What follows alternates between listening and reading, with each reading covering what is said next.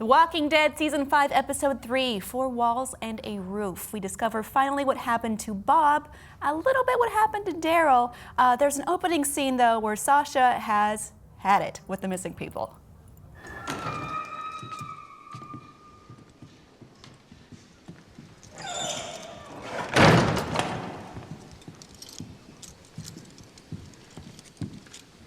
Stop. What are you doing?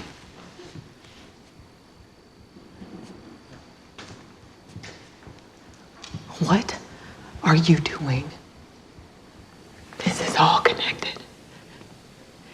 You show up. We're being watched. And now 3 of us are gone. I don't have anything to do with this. What? Stop! Put it away. So, who's right here? Is it Gabriel or is it Sasha? We figure out what happened with Gabriel, why he had sins that he felt that he had to confess and felt guilty about, and why he freaked out earlier in the food bank.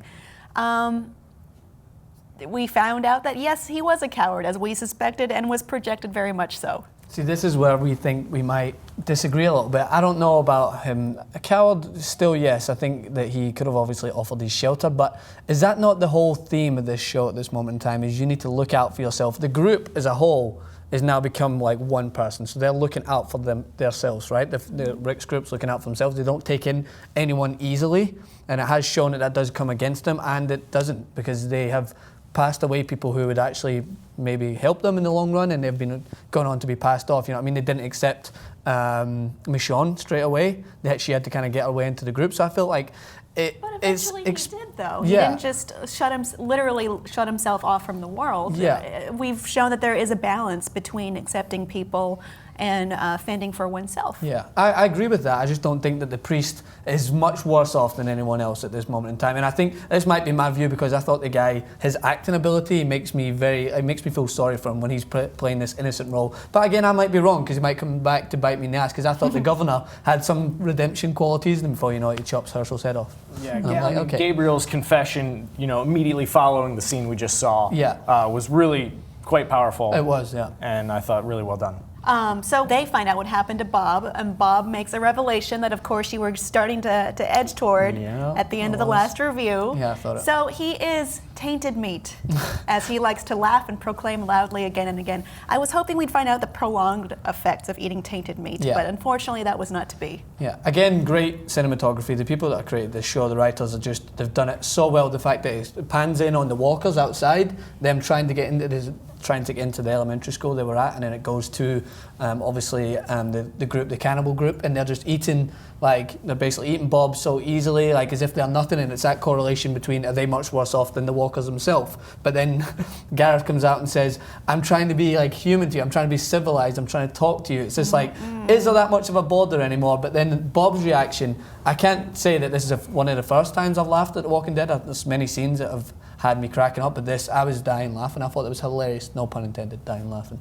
But I thought it was funny. I thought it was really funny the way he was just laughing, I'm tainted meat. I loved when, because Gareth monologues a couple of times in this episode. Yeah. And he walks up to the glass and he puts his hand up to the glass, and we see his reflection right there amongst the walkers. Oh, yeah. And we see how similar they are. Mm-hmm. He is a living walker. He eats people just like walkers do. Yeah. He thinks he's more civilized about it. Exactly. So Bob is indeed doomed, yeah. As we had suspected. He had been bitten at the food bank. He had a very long goodbye. He said one of the best lines I've ever heard in the show, which was, the nightmare ends, it shouldn't end who you are. Mm-hmm. And I found that I personally found that very stark and comforting in the wake of losing a loved one, that he had said that. And then he did get to have his goodbye with Sasha, which I thought was a great scene. Yep. I think he's a fantastic actor. Yeah. He needs an award. He done a great job for that, and I think Bob, for me, has been one of the people that I've looked at throughout the show as being the light, similar to Judith. You know what I mean? Judith is supposed to be this light and this hope to give you something to look forward to. Bob always the one that looks at from the good from the bad, right? But did you notice in his death scene he didn't get to say the good Like Sasha was waiting for him to say, "What's the good at the end of this?" And then he goes away. I'm just like, no, tell her it's going to be all right. And she's sitting there and she breaks her heart crying. Thought it was very well done in terms of the way they set it up, but it was sad as well. I think just like Herschel's death profoundly affected Rick, Yeah. and he knew when he had died that he did change Rick. Yeah. I think Bob's death affected Sasha, and we saw that with her. Yeah. Her transformation from, interrogating Gabriel to killing the Terminus people, pretty coldly to the next day. Yeah.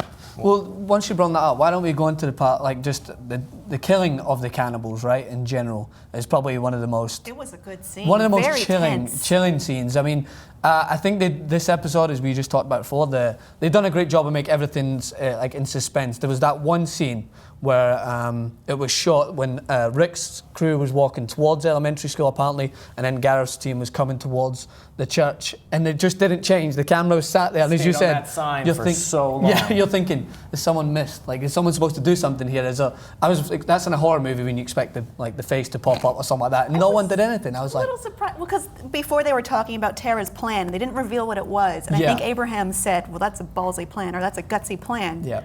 I hope we can pull it off.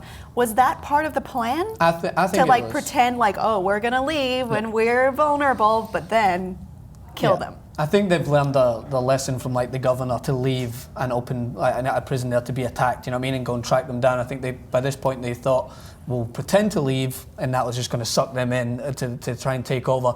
And usual Gareth, he runs his mouth for 20 minutes it seemed, telling them all this stuff. He loves to talk. Yeah, he does. And then, Show how smart he is. I mean, he knew everyone that was there. Yeah. He knew their names. Not smart enough. yeah, Not smart and enough. There was a part when they spoke, I watched The Talking Dead after, and I was just really intrigued by what they're talking about. There's a part of him that makes you, at the same time, you hate him because of what he does, but you kind of like him because he articulates himself so well. He kind of reminds me of like the Hannibal. No pun intended here, because he is a cannibal. Of all the But the eating. way he speaks, he's like, when you're watching the old Hannibal movies, the way that he talks, you're just kind of intrigued by him, you know what I mean? And he talks so articulately. He monologues everything, and at the same time, you're like, you're a I was bastard, with I hate him you. until Rick said, you said you do this to anyone. Yeah. You have to be put down. Absolutely. So no, I can't feel sympathy at that point. Mm-hmm.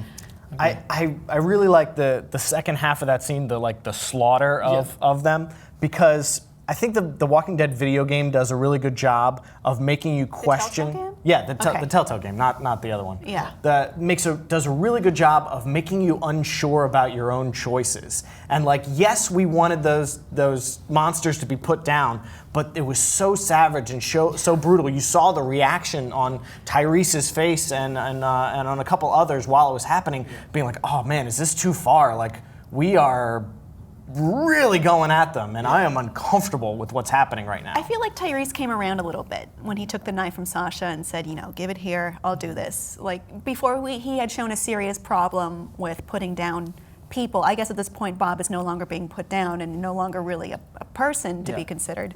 But I feel like he's starting to get his edge back. I hope he is, at least. Well, they need him. Yeah, Yeah, for sure. But absolutely, when you're talking about just how barbaric that scene was in general, there is moments where they have had to kill other people, and they didn't want to waste their bullets. Yes, I understand that, but there's a way of killing people, and there's a way of just savage, just being a savage and just going right through them. And at that moment, that's when you're thinking to yourself, where is the boundary? Where's that humanity that they're trying to hold on to? Because you could see it in their face. They just slaughtered them completely. And at that were the moment, ones who were looking at them? It was Glenn and Maggie and Yeah, Tara. it was Glenn It was, and Maggie. Tyrese, and I they were saw just- the look on Tara's face and Tyrese's face. A little and be like, off-put by it. it's one thing to smush a soft walker head. Yeah. It's another to That's- viciously beat a living human being and have that camera not cut away and just watch and watch and watch. Yeah, that's when there's no boundary between what's a walker and what's a human at that point, because they killed them exactly how they would kill walkers. But we That's just what talked, they said. they're human walkers. Yeah, that's true. They're irredeemable at this point. Yeah.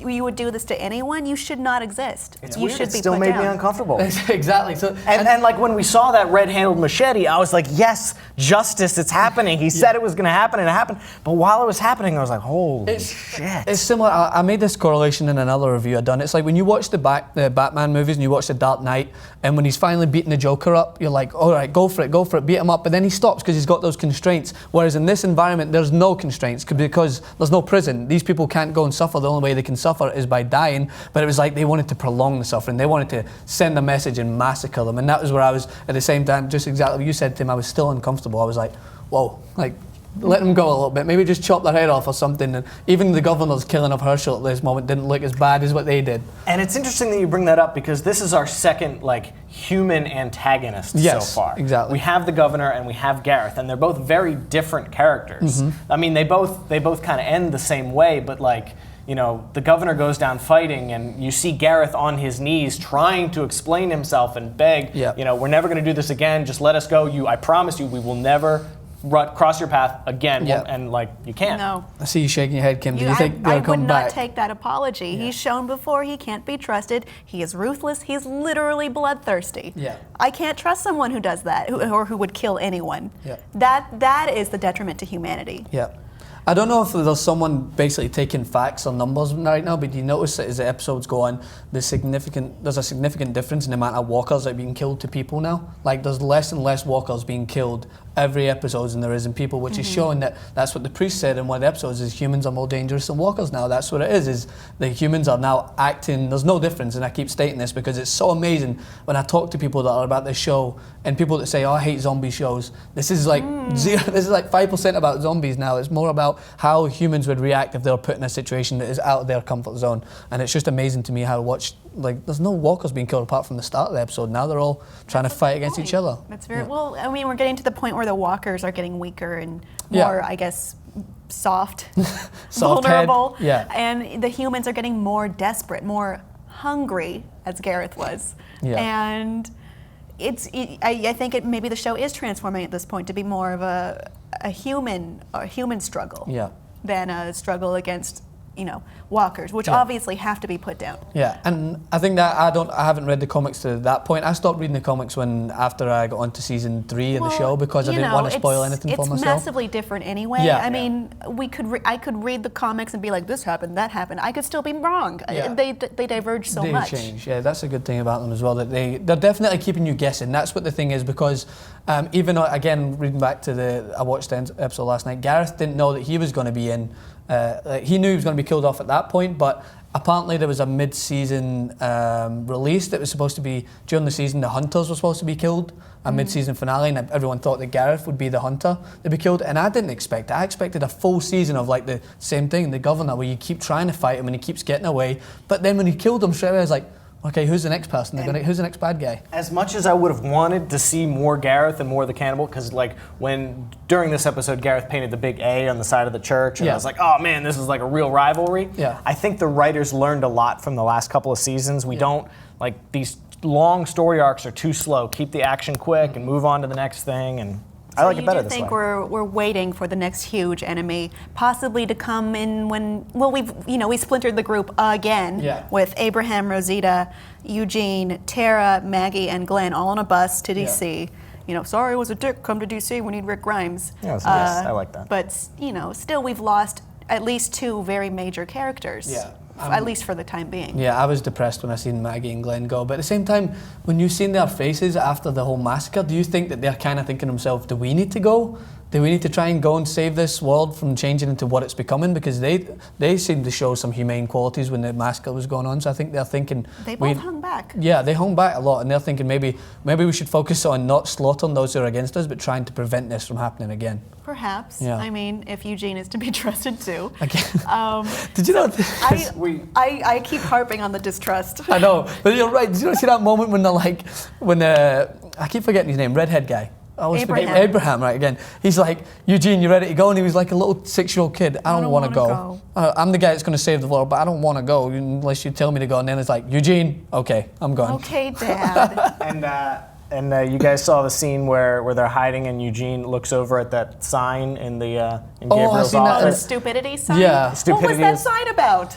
People seem to be, and spoiler alert, obviously from the comics and maybe the show, people seem to think that's indicative that Eugene has no idea what he's doing. He's bullshitting everything. Because that is a weird sign to own. Yeah. That's stupidity. It's actually a gift. Pope John Paul II quote. Oh, so it makes sense that it's in a church. I don't like that quote. Yeah. I disagree with that quote very much so. Yeah. So you think that's maybe a portending to Eugene really not knowing what he's doing? Foreshadowing his. Michonne has her sword back. a Yay, great reunited, and it feels so good. Yeah.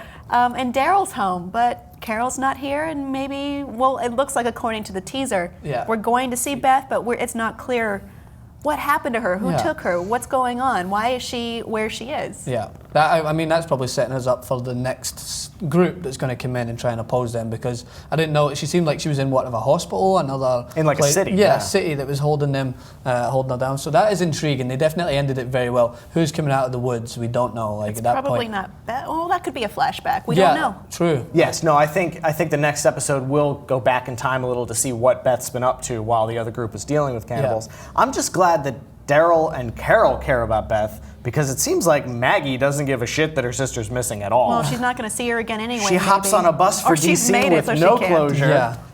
Very strange. Yeah. It's possible Maggie has already mentally said goodbye to Beth, like she thought she's gone. Yeah. And I'm going to move on and focus on my husband, who I've been searching for It's all just this time. weird that she hasn't seen her since the prison blew up and everybody went their separate ways, and then everybody came back together except for Beth, and there was never a, hey, where's Beth? Yeah, exactly. I mean, it's just we're waiting. They do, as I said, they always do this great job at the start. The premiere blew my head off. So everything was happening so fast. The second episode, they built on the suspense, and they just had the episode basically teasing you. And in this episode, they done another great job of mixing of both. They had that suspense mixed in with just the action that was awesome. And then in the next episode, I'm so intrigued. I think they have to take it away, as you were saying, take it away somewhat from this group. Like they're going to take it away from maybe Rick's group as much and focus on what happened to Beth, which is a really smart move, because they don't want to give you too much too soon, because I'm still on the edge of my seat waiting. Oh, well, now I'm just curious about what's happening to Maggie and Glenn and company on the bus. But I Yeah. guess, I don't know. We'll soon find out when we Yeah. watch next week's episode. Thanks for watching this one. Thank you, guys.